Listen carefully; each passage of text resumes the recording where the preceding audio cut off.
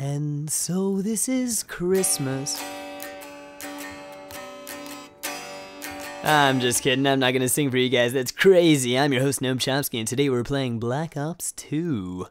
So for you idling ears out there and want to hear that song, it's called Happy Christmas or War Is Over by John Lennon. He was a great man. He died just about, well, what is it, 32 years ago from December 8th, and you know, around this time of year I get to thinking about him, and yeah.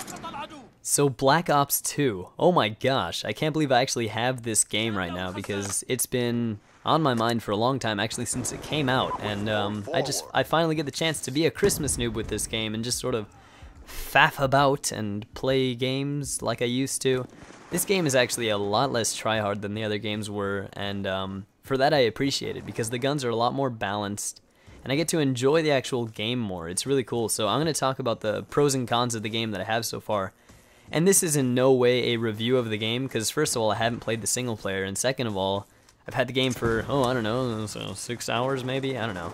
So yeah, this is going to be more of a first impressions video, and if you enjoy it, maybe you can drop me some likes. Before I get into the first impressions review, I just wanted to talk about the gameplay real quick. As you can see on the top of the screen, there's a little scoreboard, and it says Team Deathmatch Turbine, which is what we're playing today. And I am quote-unquote sniping. I'm actually just sort of, since this is the one of the first 5 games that I played, I sort of just wanted to familiarize myself with the multiple guns that are in the game, so I just sort of picked up whatever guns I found on the floor and exchanged my pistol for them. And that's the first note actually, is the pistols are actually pretty strong. Don't underestimate them in this game. They can take out an enemy in 3 to 4 shots, which is actually really good because the snipers out there don't really use their pistol very much, and now they have the opportunity to. And I feel like the sniper rifle, the class that people can make, is a lot more of an all-around kind of class. So that's sort of a more specified topic of what I actually wanted to talk about first, which was just balance. I have not seen one single noob tube, and I'm not sure if there are even noob tubes in the game, but hopefully there aren't. But I mean, just the fact that there are no noob tubes that I haven't seen any in the game shows that they really actively tried to nerf the noob tube as a weapon. And it's being used a lot less cheaply now, if not at all, because I haven't noticed it. So yeah, go no noob tubes. And yeah, so that's one thing of the many things. There's just a lot more balance between the weapons that's really good, and you know, in this game the way I was doing it was I was just picking up whatever weapons I would find, and I found them very easy to pick up and very easy to sort of figure out. A few of the times I picked up some semi-automatic weapons and messed up a few times, and sometimes the scopes sort of tricked me out because they zoomed in more than I expected them to, but otherwise, you know, the guns are all pretty straightforward, and that's good. So in that way, accessibility is a very key high point in this game. You know, anybody who's played any kind of shooter game can jump into this game and not feel alienated. But at the same time, they found a lot of ways to innovate in the gaming experience of first-person shooters. And that moves into sort of what I wanted to talk about next, which was the style of the game. I think they really did a great job stylizing the game and making it seem very crisp and like cutting edge in a way, if that makes sense. It reminds me of like COD meets Battlefield in a way, which is great because, you know, Call of Duty, it's a good game despite what many people say.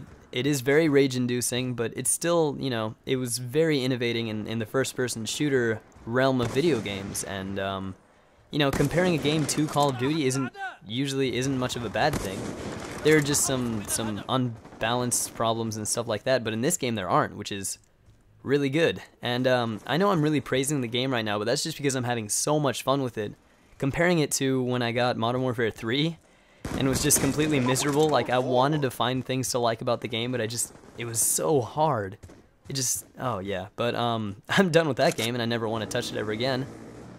Hopefully my subscriber who I gave it to enjoys it. There was that one time where I sort of picked up a weapon and got confused with it, but I still got a kill out of it.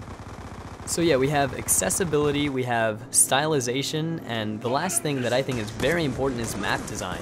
I mean, not many people actually pay attention to map design, but think about it. In Modern Warfare 3, terrible, oh crappy, bad map design. All the maps looked the same, they weren't like good. I don't know, they were just very unbalanced. The spawns were in completely different places, and I think the best maps are ones that complement the other side in a way that, you know, they're very similar. And in this game, they're almost like mirror images, but they're different enough for you not to notice that. I mean, I may have just pointed it out to you right now, but I mean, it's true. They did a very good job at making both sides very equal on the playing field. If you spawn on one side, you can still, you know, you don't have any leg up. And that's great. So, I mean, map design is an A++ for this game. And finally, the thing that everybody worries about in Call of Duty is sniping. I mean, they've been changing it up so much since, you know, Modern Warfare 1 even. Like Modern Warfare 1, which is Call of Duty 4, for those of you who don't know, that was the first quickscoping game. I mean, it was hard to quickscope. It was really hard because the hit detection was not very good in that game. Not many people know that. And then in World at War, the hit detection was a lot better, but it was still hard to quickscope because the quickscoping speed was really slow in that game.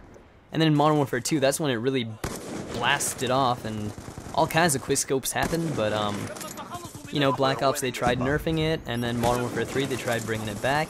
And in this game, I feel like they perfected it. It's so crisp, it's so nice. It's great. And so yeah, sniping equals A++.